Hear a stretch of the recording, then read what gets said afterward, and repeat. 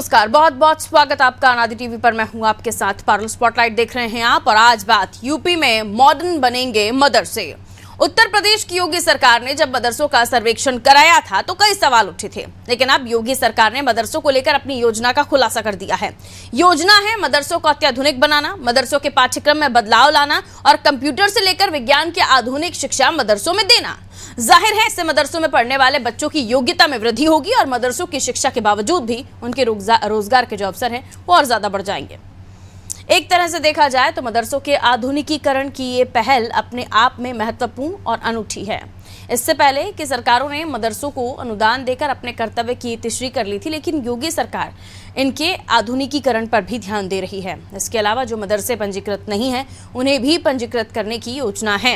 इन सभी योजनाओं को लागू करने के लिए बजट में भी प्रावधान करने होंगे। मदरसों के आधुनिकीकरण की इस पहल का क्या लाभ होगा, राजनीतिक हलकों में इसे किस तरह से देखा जा रहा है, तमाम होंगे सवाल। इसी मुद्दे पर आज करेंगे चर्चा स्पॉटलाइट में, लेकिन उससे पहले कुछ रिएक्शंस आए हैं, जल्दी से वो देख लीजिए।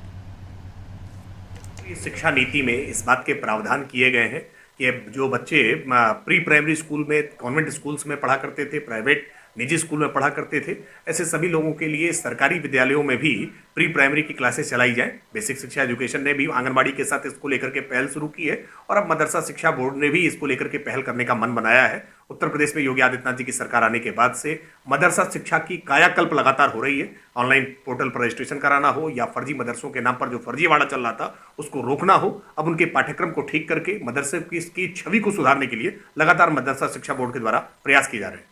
देने की भी बात कर रही है योगी सरकार, तो महिलाओं को सुरक्षा भी दे रही है। योगी सरकार तो स्वास्थ्य संबंधी समस्याओं को भी निदान की बात करती है। वो क्या कह रही है और क्या कर रही है, सवाल ये उठता है उसकी कथनी करने में कितना अंतर है। आज वो मदरसों के पीछे पड़े हुए हैं कि हम ये करेंगे, जाहिर है करें, अच्छे चीज़ों में कोई हम इससे इस पहल को कोई हम निगेटिविटी में नहीं देख रहे हैं, हम पॉजिटिविटी देख रहे हैं इसमें। अगर मदरसों में वो अपडेट करना चाह रहे हैं, मॉडर्न एजुकेशन देना चाह रहे हैं तो जाहिर दें। हर बच्चा चाहता है कि हम आगे से आगे बढ़ें, प्रोग्रेस करें, लेकिन इनके करने में हमें बहुत सारी बातों में, क्योंकि करते नहीं हैं, कहते तो बहुत कुछ है, सिर्फ ज़मीनी हकीकत आप देख लीजिए कितना रोज़गार मिला है। आज महंगाई कितनी ज़्यादा बढ़ी हुई है, लेकिन उस पर कोई कंट्रोल नहीं है। मदरसों के आधुनिकीकरण एवं कंप्यूटरीकरण का काम अगर किसी सरकार में हुआ तो उत्तर प्रदेश में समाजवादी पार्टी की सरकार थी, लेकिन जब से भारतीय जनता पार्टी की सरकार आई है मदरसे बदहाली का शिकार होते जा रहे हैं। उत्तर प्रदेश में जो मदरसा शिक्षक हैं उनका जो मानदेय है वो पिछले 5 वर्ष से सरकार ने नहीं दिया। ऐसे में इस तरीके की बातें सिर्फ खोखले दावे, खोखले वादे जैसी लगती हैं। मदरसे का बच्चा कहीं से कमतर ना रहे, इसकी पूरी तैयारी हम सब कर रहे हैं। आने वाले दिनों में जब मार्च में हम अपने पूरे मदरसों का सिलेबस जारी करेंगे तो उसमें नर्सरी, LKG, UKG भी शामिल होगा और उसके लिए भी हम सब सिलेबस बनाने का काम कर रहे हैं। मदरसे का बच्चा 1 से NCERT किताबें पढ़ेगा, इसके लिए उसकी पहले से तैयारी ठीक से हो सके। आजकल बच्चे छोटे उम्र में स्कूल जाना शुरू करते हैं, वैसे मदरसों में भी लगातार लोगों की ये ख्वाहिशें हैं कि छोटे बच्चे भी आते हैं, उनके लिए भी कक्षाएँ संचालित करने का हमें मौका मिले। मदरसा बोर्ड ने फैसला लिया है कि आने वाले दिनों में इसका पूरा सिलेबस बना करके मदरसे के बच्चों को भी शुरू से ही दीनी शिक्षा के साथ साथ आधुनिक शिक्षा भी दी जाए और नर्सरी, LKG, UKG उसके बाद 1 से शुरू हो क्लासें है। दीनी शिक्षा के साथ साथ आधुनिक शिक्षा भी अगर मदरसों के बच्चों को मिलती है तो उसमें बुराई क्या है, लेकिन इस पर भी सियासत हो रही है। मिलियन मेहमानों से जो हमारे साथ चर्चा में जुड़ रहे हैं, विनय मिश्रा नेता हैं कांग्रेस से हमारे साथ जुड़ रहे हैं, संजीव मिश्रा प्रवक्ता हैं BJP से हमारे साथ जुड़ रहे हैं, कपिल श्रीवास्तव जी भी जुड़ेंगे और अजरा मुबीन जी मुस्लिम स्कॉलर हैं हमारे साथ जुड़ रही हैं। अजरा जी आपको टेलीविजन स्क्रीन पर भी दिख रही हैं। अजरा जी बहुत बहुत स्वागत करती हूँ आपका अनादि टीवी पर। मैडम कैसे देखती हैं अगर मदरसों का आधुनिकीकरण होता है, उन बच्चों को जो दीनी तालीम तो हासिल कर ही रहे हैं लेकिन उसके अलावा टेक्नोलॉजी से जुड़ेंगे, स्किल्स डेवलपमेंट होगा और उसके अलावा जो पाठ्यक्रम हैं वो भी उनको उस तरीके से पढ़ाए जाएंगे कि जो प्राइवेट स्कूल्स या CBSE या MP बोर्ड के फॉर्मेट से जुड़े हुए पाठ्यक्रम हैं वो भी उनको पढ़ाए जा सके। वहाँ के टीचर्स को भी हम देख रहे हैं, जो मदरसों में पढ़ाने वाले शिक्षक हैं उन्हें भी किसी तरह की कोई ज़्यादा परेशानी है नहीं, तो इसे किस तरह से देखा जाए? ये सही है मदरसों में पढ़ने वाले बच्चों के लिहाज से?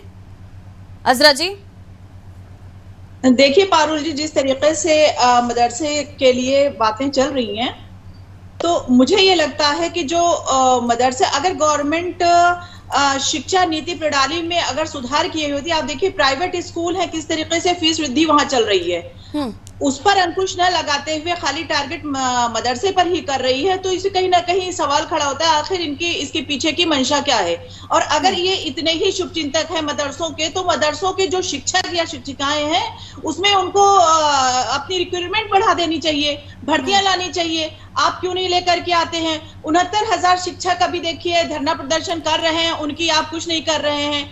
अभी जो 4-5 साल से मानदेय जो मदरसे के टीचर्स को नहीं मिला है, आप उनको वो पे नहीं कर रहे हैं। आखिर अपनी ये नई शिक्षा प्रणाली ला करके मदरसे में आप क्या जाहिर करना चाहते हैं? कहीं ना कहीं समथिंग इन द बॉटम, इनके पीछे कुछ और बात है जो ये उसको भी छुपा रहे हैं और मदरसे में जबरदस्ती इंटरफेरेंस का काम करने की कोशिश कर रहे हैं। ठीक है असरा जी, लेकिन दो बातें जो आपने कही कि एक तो शिक्षकों को जो उनका मानदेय है वो नहीं मिल रहा है, दूसरा आपने कहा शिक्षकों की जो संख्या है वो बढ़ा देनी चाहिए। इन दोनों को और बच्चों को मिल रही शिक्षा में अगर गुणवत्ता बढ़ जाए उस शिक्षा की, उन्हें लाइब्रेरी मिले, उन्हें लैब्स मिलें, तो इस दोनों को आप कंपेयर करते हैं साथ में? नहीं, बहुत अच्छी चीज है, कंप्यूटर मिलना चाहिए, ये सारी फैसिलिटीज उनको प्रोवाइड करना चाहिए, बहुत अच्छी चीज है। अगर ऐसा हो रहा है कि फैसिलिटीज उनको प्रोवाइड की जा रही है, साथ में वहाँ के टीचर्स के लिए बहुत अच्छी स्कीम्स लेकर के उनके जो सैलरी है उनको इंक्रीज किया जा रहा है, तो ये सारी चीजें करें ना। और देखिए अगर ये कहा जाए कि नहीं उसके पीछे कुछ और है, मदरसे में कुछ और पढ़ाया जाता है, तो माफ कीजिएगा पारुल जी, जो हमारे यहाँ के मिसाइल मैन हैं वो भी मदरसे से ही पढ़ करके आए हैं। तो मदरसों पर इस तरीके की टीका टिप्पणी करना, मुझे बहुत सारे महापुरुष ऐसे हैं, बहुत सारे राजनेता ऐसे हैं जो मदरसों से ही पढ़ करके बाहर निकले हैं और उनकी कहीं मदरसों की इसीलिए सर्वे हुआ था अजरा जी, आपको याद होगा, इसीलिए सर्वे हुआ था कि कौन से ऐसे मदरसे हैं जो सरकार से अनुदान प्राप्त हैं और दूसरे जो इलीगल तरीके से गैर सरकारी अनुदान प्राप्त संचालित हो रहे हैं, जिनके पास खुद की मान्यता भी नहीं है। तो आपने देखा भी उत्तर प्रदेश के कम से कम ऐसे इतने सारे मदरसे ऐसे निकलकर सामने हैं जिनके पास मान्यता ही नहीं है, लेकिन उन्हें भी मान्यता दी जा रही है। ऐसा नहीं है कि वहाँ के जो स्टूडेंट्स हैं, वहाँ के मदरसे में पढ़ने वाले जो बच्चे हैं, उनका कहीं भविष्य खराब होगा या वो कहीं और जाएंगे। सरकार अगर उन स्लम बस्तियों में जाती और वहां पर देखती कि वहां पर बच्चे किस तरीके से बिल्कुल पढ़ाई की तरफ नहीं है, उनके पास वो संसाधन नहीं है, उनके पास छोटी छोटी एनजीओ जैसे छोटे छोटे जो समाज सेवी लोग हैं वो जाकर के कॉपीज पेंसिल खरीद के दे करके आते हैं, तो मुझे लगता है मदरसे से ज्यादा जरूरत उन स्लम बस्तियों के बच्चों के लिए है। ये स्लम बस्तियां जहां पर बच्चे रहते हैं वहां पर एजुकेशन मिलनी चाहिए, अच्छी बात है, लेकिन इसे और मदरसों में पढ़ने वाले बच्चों को क्वालिटी एजुकेशन मिले, इन दोनों को कंपेयर किया नहीं जा सकता। Madam I am really very sorry, मैं आपके साथ इस मामले में नहीं खड़ी हूँ। संजीव मिश्रा जी से बात कर लेते हैं, वो क्या बताना चाहेंगे आपको। संजीव मिश्रा जी, अजरा जी हमारे साथ जुड़े हैं, मुस्लिम स्कॉलर हैं, उनका बताना है कि साहब आप मदरसों को जरूर देख रहे हैं लेकिन मदरसों में पढ़ाने वाली शिक्षिकाओं का मानदेय आपको नहीं दिख रहा, जो स्कूलों में पढ़ाने वाले शिक्षक हैं वो धरना करते, प्रदर्शन करते, वो आपको दिखाई नहीं देते। आपको मदरसों में जरूर डेवलपमेंट करना है, लेकिन स्लम एरियाज में कई ऐसे बच्चे हैं जिन्हें पेंसिल पेपर कॉपीज तक दूसरी जगहों से दूसरे जो समाज सेवी हैं वो देकर आते हैं, वो आपको दिखाई नहीं देता। सर जवाब आपके पास क्या है इसका, बताइए। देखिए मदरसों का स्तर ऊंचा करना है कि मदरसों पर बहुत बार टिप्पणियां होती थी, मदरसे के पढ़ा हुआ व्यक्ति और अगर यूपी बोर्ड का या किसी और दिल्ली बोर्ड का पढ़ा हुआ बच्चा होता था तो उसमें बड़ा अंतर होता, तो उनको स्तर को सुधारना है और जहां तक इधर उधर नहीं जाना चाहिए। मुझे लगता है कि जिस तरीके से स्लम की जगहों पर भी जो बेहतर काम हो रहा है और यूथ को भी जो फंडिंग भी दी जा रही है, बाकायदा इस तरीके के काम कर, जहां तक मदरसों के शिक्षकों का सवाल है तो उनका ही स्तर तो ऊंचा होगा जब उसमें नई टेक्नोलॉजी आएगी, नए सिस्टम आएंगे, नए बोर्ड से जुड़ेंगे। अभी मदरसों कोई बोर्ड नहीं है, अभी बोर्ड को जोड़ा जाए और उसमें बढ़िया तरीके से उनको शिक्षा दिया जाए। क्यों ऐसी इन सब चीजों पर अगर कोई विरोध हो, कोई राजनीति हो, मुझे नहीं लगता उचित। और ये काम जब हो जाएगा तो आप लोगों को खुद लगेगा कि कुछ राजनीतिक दल जरूर भड़काने का काम कर रहे, लेकिन जो उत्तर प्रदेश में और देश में डबल इंजन की सरकार है वह सबका साथ और सबके विकास के नारे के साथ चल रही है। और जिस तरीके से मुस्लिम की अगर बात कर ली जाए जी, तो जितना काम किया है भारतीय जनता पार्टी ने, अब ट्रिपल तलाक का कितना बड़ा मुद्दा था उसको देखिए हल किया। ये सारे लोग जो राजनीति कर रहे थे केवल मुस्लिम वोट बैंक के नाम पे, मुझे लगता है कि उसमें और अब जो होने जा रहा है उसमें जमीन आसमान का अंतर है। और इसीलिए भारतीय जनता पार्टी के साथ मैं तो कहूंगा कि मुस्लिम आधी आबादी जो महिलाओं की है वो भारतीय जनता पार्टी के साथ इसीलिए खड़ी है।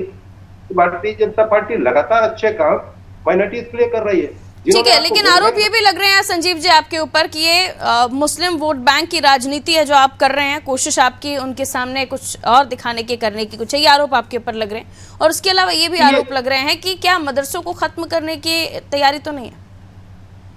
अरे नहीं, कैसी बात कर रहे हैं। ये तो मुझे लगता है जैसे ये मुस्लिम स्कॉलर है, इन्होंने भी कहा मदरसे में जबरदस्ती इंटरफेयर। तो जबरदस्ती इंटरफेयर नहीं, ये देश का एक अंग है और इनके भी सुदृढ़ीकरण और इनकी भलाई का काम होना चाहिए। केवल फंडिंग के नाम पर नीट एंड क्लीन बात कह दी आपने, नीट एंड क्लीन बात कह दी। मुझे लगता है इसी के साथ मुझे आगे बढ़ना चाहिए।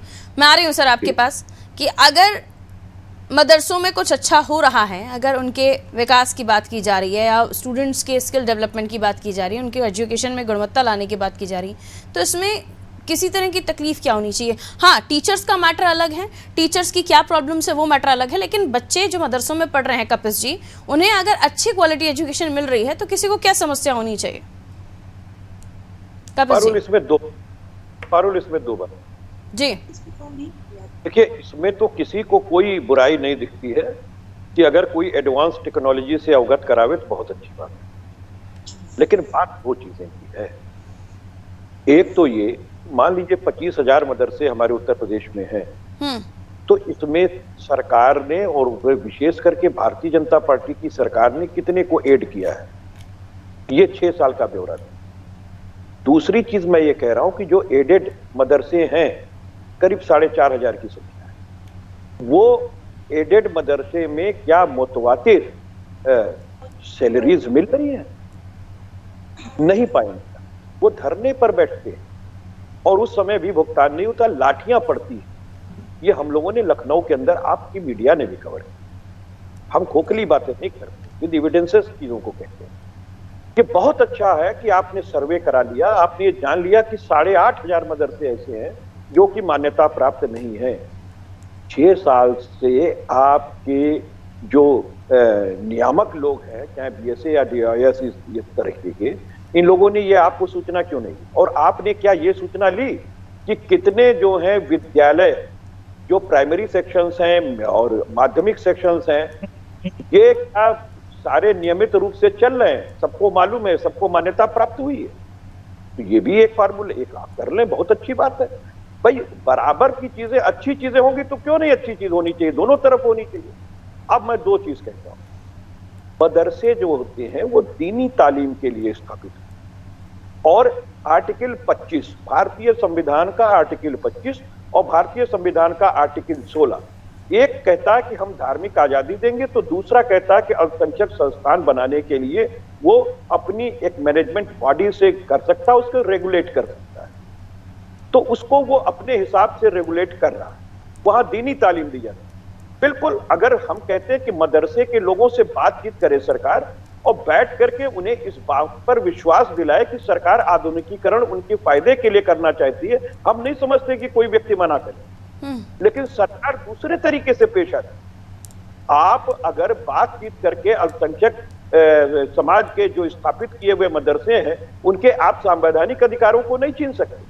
और दूसरी बात, जब एक सरकार बैठ करके दूर से पहले से ही ये कहती रहेगी ये आतंकवादियों के अड्डे बन गए हैं, ये है वो है, और भारतीय जनता पार्टी के विशेष करके लीडरान, तो सबका साथ सबका विकास का दावा नहीं करना है। और संजीव भाई ने बड़ा अच्छी बातें की हैं, मैं उनके साथ खड़ा हूं, लेकिन वो बता दें कि कितने मदरसों को 6 वर्षों में इन्होंने एड पर लिखा है, तो पहले से अतिरिक्त।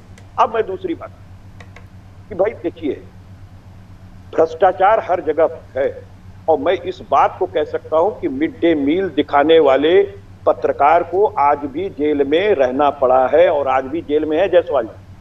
और मैं आपको दावे के साथ कह सकता हूं कि ये एकल विद्यालय तो चला नहीं पा रहे हैं, अनुदेशकों को। ठीक है, वापस मैं आ रही हूँ।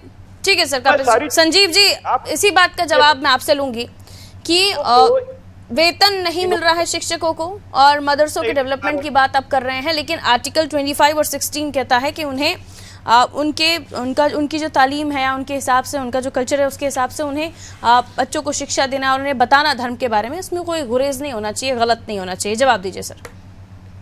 देखिए, चूंकि 25,000 मदरसे चल रहे हैं, 8,500 आ रही हूँ विनय जी, आ रही हूँ आपके पास, इसके बाद आपके पास ही आ रही हूँ। हाँ, क्या लीजिए संजीव जी, जल्दी से। थोड़ी सी आवाज साफ रहेगी तो ज्यादा बेहतर है। कहिए सर, आपकी आवाज मुझे साफ मिल रही है। थे उनको भी मान्यता देकर के उनको भी जोड़ने का काम किया जा रहा है। अब 8,500 जो मदरसे गैर मान्यता प्राप्त थे, उनमें कहाँ किसको कैसे तनख्वाह मिल पा रही थी कि नहीं मिल पा रही थी, ये एक अलग विषय है। लेकिन ये 25,000 और साथ में और 8,500 तो हम जोड़ने का काम कर रहे हैं। 2012 से और 2017 में समाजवादी पार्टी की उत्तर प्रदेश में सरकार थी। इन्होंने तो आने के बजाय तो ये किया कि बाद में जब आए तो इन्होंने कि हम मुसलमानों को आरक्षण देंगे।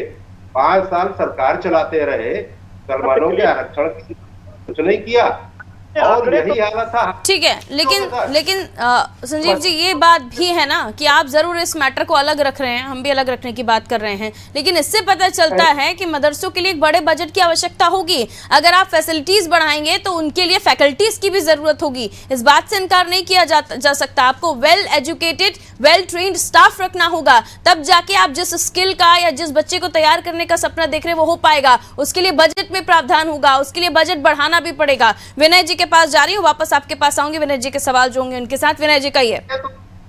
ऊंचा किया जा रहा है जिससे कि सारे लोगों को संतुष्ट किया जा सके और मदरसे में बेहतर पढ़ाई हो सके। ठीक है विनय जी, उसके बाद अजरा जी आपके पास आऊंगी। ठीक है विनय जी। मदरसे में जो दीनी इनको तालीम मिलनी है, लेकिन जो अगर स्तर ऊंचा किया जा रहा है। ठीक है संजीव जी, विनय जी के पास में जा रही हूँ। अभी तक उन्होंने एक भी इस डिबेट में बोला नहीं है। क्या लीजिए विनय जी। विनय जी का ऑडियो म्यूट है क्या सर आपके डिवाइस?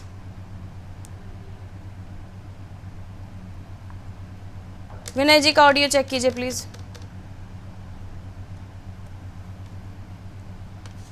सर आपने डिवाइस म्यूट किया अपना, चेक कर लीजिए। वापस आ रही हूँ मैं विनय जी आपके पास। अजरा जी, तो तकलीफ किसी तरह की नहीं होनी चाहिए, लेकिन उसके बाद आप दो अलग अलग मुद्दों को एक साथ मर्ज नहीं कर सकते। ये तो अच्छी बात है अगर आपके हमारे परिवार के बच्चे अगर मदरसों में पढ़ रहे हैं और जो मुस्लिम परिवार हैं उनके बच्चे मदरसों में पढ़ रहे हैं तो उन्हें अच्छी ही तालीम मिलेगी, अच्छी ही एजुकेशन मिलेगी। उसको लेकर आप लोगों को और लोगों को समझाना चाहिए और लोगों को साथ आना चाहिए कि हाँ, कम से कम किसी मामले में आप सरकार के साथ मत खड़े होइए, लेकिन इस मामले में तमाम मुस्लिम धर्म के लोगों को इस मामले में कम से कम सरकार के साथ खड़े होना चाहिए, क्योंकि इसमें कोई बुराई नहीं है। इसमें वो गलत मंशा के साथ आप लोगों के आप मदरसों को डेवलप करना या फिर शिक्षा का सुधार करना है, किसी गलत मंशा के साथ नहीं हो रहा है। नहीं, देखिए, जैसे मदरसे में जो अभी हमारे जो सपा के प्रवक्ता महोदय ने कहा कि ये एक आपको आर्टिकल भी, आपको कॉन्स्टिट्यूशन भी आपको अलाउ करता है कि आप धार्मिक एक शिक्षण संस्थान बना सकते हैं, और जब धार्मिक शिक्षण संस्थान बनता है तो जो उसका पाठ्यक्रम होगा वो उसी के अकॉर्डिंग होगा ना। कल को तो आप अपना पाठ्यक्रम लाके डाल देंगे कि भाई आपको ये पढ़ाना है। हालांकि जो अभी भी जो मदरसे चल रहे हैं वहां पर जो हाँ जी विनय जी मिल रही आ रही वापस, सारे सब्जेक्ट से पढ़ाए जाते हैं, साइंस भी पढ़ाई जाती है, ज्योग्राफी भी पढ़ाई जा रही है, हिस्ट्री भी पढ़ाई जा रही है, साथ में उनकी दीनी तालीम जो बच्चे हिफ्ज करना चाहते हैं, जो एकदम कुरान को याद करना चाहते हैं, वो भी वो करते हैं। और साथ में देखिए कि वो MBBS नीट की परीक्षा को भी वेल क्वालिफाइड करते हैं। लेकिन जैसे एक बोर्ड वैलिड है, जैसे एक बोर्ड वैलिड है CBSE, MP बोर्ड, इस तरह का बोर्ड भी तो होना चाहिए ना, ताकि और जो डिग्री या जो मार्कशीट उन्हें मिले उसका और भी जो इम्पोर्टेंस है वो बढ़ जाए। अजरा जी, इसमें क्या तकलीफ होगी? ये बताइए, जो उनकी धार्मिक शिक्षा है कल को आप उस पर भी रोक लगाएंगे? ठीक है, कल को ये सवाल महत्वपूर्ण है, लेकिन विनय जी से हम सवाल ले लेते हैं। पहले ओवरलोड हो जाएगा, बच्चा कितना पढ़ पाएगा ना। बच्चे को एक स्ट्रीम दी जा रही है वहां से, कि आप किस स्ट्रीम में जाना चाह नहीं रहे तो हैं। अभी उसी को साइंस की जो बुक्स हैं उनको और अच्छी बुक्स को, अच्छी राइटर्स की बुक्स को पढ़ाया जाएगा। आप साइंस पढ़ा रहे हैं, आप हिस्ट्री पढ़ा रहे हैं, उसी में ही थोड़ा सा और इनोवेटिव करके उस चीज को किया जा सकता है। ऐसा आपको अगर लगता है तो उस बारे में भी मैं जवाब ले लूंगी। पहले विनय जी के पास चली जाती हूँ। विनय जी अपनी बात कर लीजिए, उसके बाद मैं संजीव जी के पास जाऊंगी। कहिए विनय जी, क्या दिक्कत होनी चाहिए मदरसों में अगर क्वालिटी एजुकेशन दी जाए तो? पारुल जी, बिल्कुल दिक्कत नहीं होनी चाहिए। सरकार की अगर ऐसी मंशा है कि मदरसों को बढ़िया करना चाहिए, उन्हें अच्छी शिक्षा देनी चाहिए, बिल्कुल स्वागत है इस बात का। हाँ जी। मुख्यमंत्री योगी आदित्यनाथ ने अगर ऐसा फैसला लिया या कदम उठाने जा रहे हैं तो बहुत बढ़िया है, अच्छा है, स्वागत योग्य है। लेकिन एक उनकी मंशा पर एक सवाल है, सरकार की कथनी और करनी में बहुत अंतर है। आप प्राथमिक विद्यालय इस समय चल रहे हैं, कृपया उन पर जरा एक रिसर्च करा कर देखिए कि वहाँ की पढ़ाई, जो बच्चों को किताबें मिलनी चाहिए, पूरा सेशन खत्म होने को आ गया है लेकिन किताबें अभी तक नहीं मिली।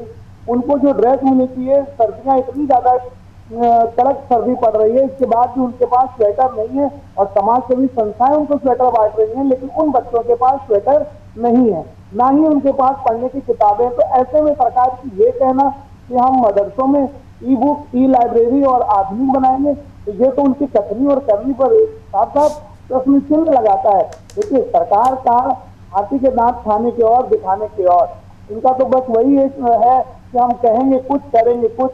हमारी मंशा कहीं है, कहीं पर निशाना और कहीं पर निगाहें, कहीं पर निशाना।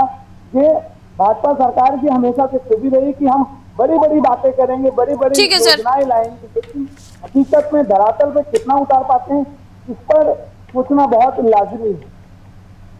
कहिए संजीव जी, क्या जवाब है इन तमाम बातों का आपके पास? नहीं, ये विपक्षी दल है और ये भड़काने का काम हमेशा से करते हैं। यहाँ समस्या भड़काने की बात नहीं है संजीव जी, मुद्दे को मत छोड़िए, भड़काने वाली बात नहीं है, आप हकीकत को देखिए। रुको, बात आने तो फिर उसके बाद अपने समय में जवाब।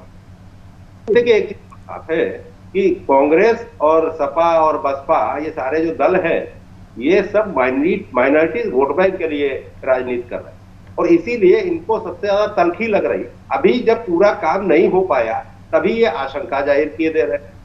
अरे आप उनके स्तर को नहीं ठीक करना चाहते, आप चाहते हैं कि माइनॉरिटीज का बच्चा एक पंचर जोड़ने वाला हो, एक अजरा जी कह रहे हैं हम अपने धर्म के बारे में बच्चों को पढ़ाते हैं, जो कॉन्स्टिट्यूशन भी हमें इजाजत देता है, उसे आप इस बहाने बंद न कर दें। भी पढ़ लिख करके बढ़िया स्तर पर पहुंचे, लेकिन आप नहीं चाहते, आप केवल वोट बैंक को समझते हैं। अभी सरकार को अपना सिस्टम बनाने दीजिए। आप जब अपना पाठ्यक्रम लेकर के आएंगे, आप अपना पाठ्यक्रम लेकर के आते हैं तो सावरकर को डाल देते हैं, आप उनको देशभक्त बता करके आप उनके पाठ्यक्रम में ला करके डालेंगे, तो कल आप मदरसों में भी यही चीज कर देंगे। जो जिन्होंने हमारे देश के लिए कुर्बानियां दी हैं, उनके पाठ्यक्रमों को, उनके नाम को आप हटा देंगे।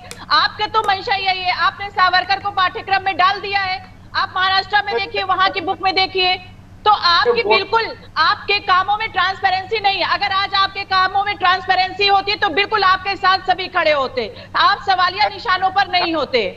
आप एक तरफ कहते हैं आप महिलाओं के साथ हैं, अगर आप महिलाओं के साथ होते तो बिल्किस बानो के साथ रेप के जो उनके रेपिस्ट थे, एक सेकंड अजरा जी, कपिल जी, हाँ बोल लीजिए कपिल जी, एक सेकंड कपिल जी बोल लीजिए। मैं को भड़काने का कर रहे हैं और इसके भड़काने से बता रही है।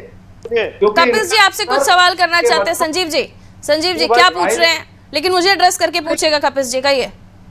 मैं पारुल जी सिर्फ ये जानना चाहा कि हमारे मित्र की सरकार ने सबका साथ, सबका विकास, सबका विश्वास जो वाला वादा था उनका, उन्होंने कितने मदरसों को 6 वर्षों में नए मदरसे जो है वो एड पर लिए? एक तो ये बता दें। दूसरी चीज ये बता दें कि कोई एक ऐसा स्कूल ये बता दें कि जिस पर ये बकायदा जो है लाइब्रेरी भी दे दिए हो, स्मार्ट भी बना दिए हो। कोई प्राथमिक विद्यालय ये बता दें, जरा गोरखपुर का ही बता दें, लखनऊ का ही बता दें, नहीं बता पाए। ठीक है संजीव जी, दीजिए जवाब, एग्जाम्पल चाहिए उन्हें। एजेंडा कर रहे हैं के अलावा इनका कोई लेना लाना नहीं। समाजवादी पार्टी की तलखी इसलिए है क्योंकि हमने कह दी कि 12 में कहा था इन्होंने मुसलमानों को आरक्षण देंगे, 5 साल की सरकार में ये आरक्षण नहीं दे पाए। अब माइनॉरिटीज के लिए अगर भारतीय जनता पार्टी की डबल इंजन की सरकार काम कर रही है, बेहतर काम कर रही है, नहीं तो सर इतना सोचने में माइनॉरिटीज के बारे में आपको इतना टाइम क्यों लग गया? ये भी सवाल उठ रहा है कि 6 साल 7 साल क्यों लगा दिया आपने इतना सोचने में? कर रही है, उत्तर प्रदेश की सरकार कर रही है, लेकिन इन्होंने वोट बैंक समझा था ना, इन्होंने अच्छा कह रहे साहब कितने आपने मदरसे बढ़ा दिए, 12 से 17 तक आपने कितने मदरसे बढ़ाए थे? ये सब तो हम लोगों ने 97 ठीक है, बहस से तर तू मैं से तर, अगर ये कोशिश वाकई धरातल पर उतरती है तो बहुत बेहतरीन होगा संजीव जी। सिर्फ ये डिबेट में चर्चा का विषय और योजनाओं के बारे में कागजों में लिखे जाना वाला विषय ना बन जाए। अगर ऐसा होता है तो मदरसों में पढ़ने वाले बच्चों का जो स्तर है, शिक्षा का स्तर, वो भी सुधरेगा। और ये भी जो मुस्लिम समुदाय के लोगों को खासतौर पर, अभी अजरा जी हमारे साथ जुड़ी हुई हैं, उन्होंने बताया कि क्या उनके धर्म की जानकारी या कुरान पढ़ाते हैं वो वहाँ पे, उसको कहीं वो अपना पाठ्यक्रम आप लेकर आएंगे तो वो जो बताते हैं कहीं उसको खत्म ना कर दिया जाए। बहरहाल बहुत बहुत शुक्रिया आप सभी का हमारे साथ चर्चा में जुड़ने के लिए। तो यूपी में मॉडर्न बनेंगे मदरसे, क्यों? क्योंकि आप सुधरने वाला है मदरसों में पढ़ने वाले बच्चों का शिक्षा का स्तर, उन्हें स्किल एजुकेशन मिलेगा, उन्हें क्वालिटी एजुकेशन मिलेगा, लाइब्रेरीज मिलेंगी, कंप्यूटर मिलेंगे। आने वाले समय में ये सब उत्तर प्रदेश की सरकार करने जा रही है, लेकिन उठ रहे हैं उस पर सवाल कि इतना देर से क्यों जागे आप। दूसरा सवाल ये भी कि अभी जो स्थिति है उसे इस हद तक दुरुस्त करना कितना मुमकिन होगा, चुनौतियां कई होंगी। वहीं मुस्लिम समुदाय को एक और डर भी सता रहा है कि पाठ्यक्रमों में बदलाव होगा तो कहीं जो कॉन्स्टिट्यूशन, जो संविधान उन्हें इजाजत देता है उनके धर्म के बारे में बच्चों को पढ़ाने की, तो कहीं वो तो ना बंद हो जाएगा। बहरहाल लेकिन कॉन्स्टिट्यूशन अगर इजाजत देता है तो सरकार भी इस मामले में कुछ नहीं करेगी। इस बात को समझना होगा और मुस्लिम समाज के लोगों को ये भी समझना होगा कि मदरसे में अगर एजुकेशन अच्छी होती है, स्तर सुधरता है, तो वहाँ पढ़ने वाला हर बच्चा आने वाले समय में कंपटीशन के लिए ही तैयार होगा। दीजिए इजाजत, नमस्कार।